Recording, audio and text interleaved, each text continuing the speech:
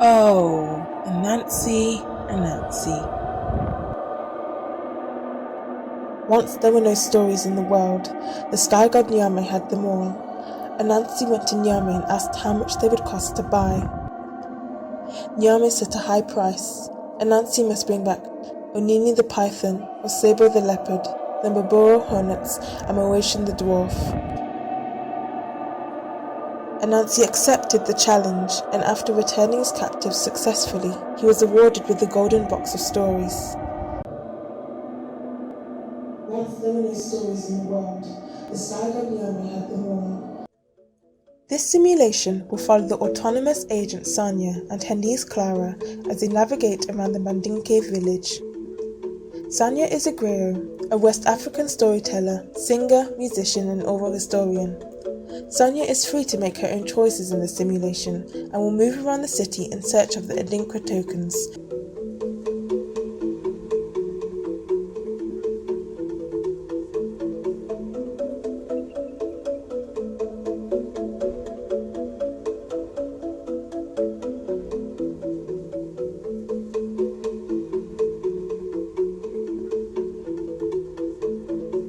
Good morning. I'm so tired. What should I do first? I think I'll start to get ready.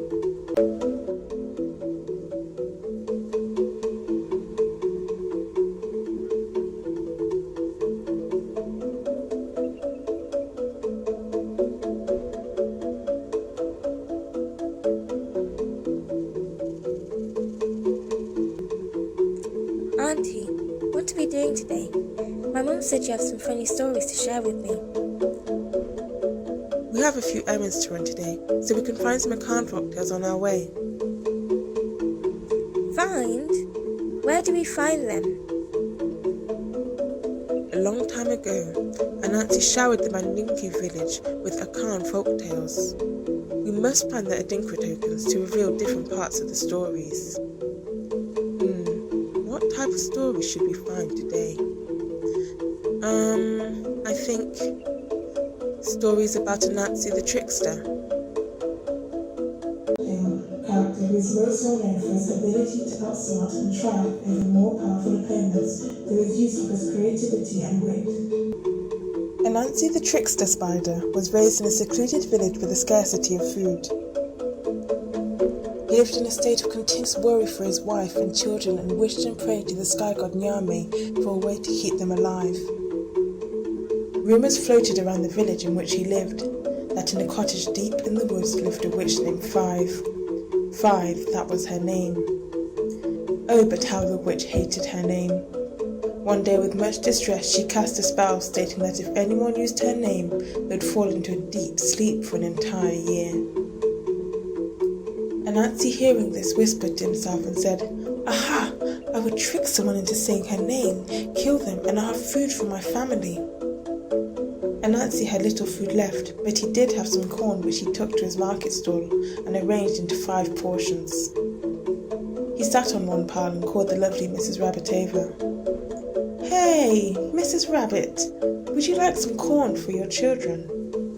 During this time of famine, I want to give the little I have to others in need." What is next on our to-do list?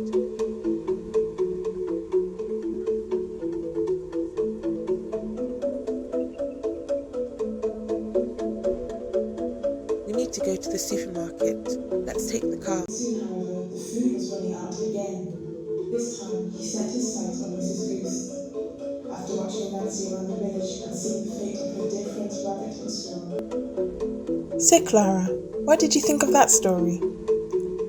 Anansi received his karma for his treatment to Mr. Turtle. It was unkind to use such malicious tricks due to greed. Exactly. When you try to outsmart someone because of greed and rapacity, you may find that you're the one outsmarted.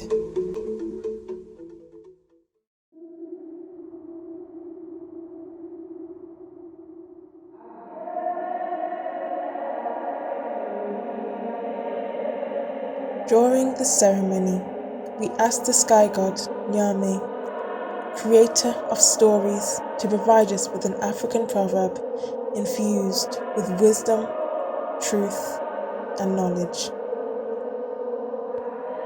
We do not inherit the earth from our ancestors. We borrow it from our children.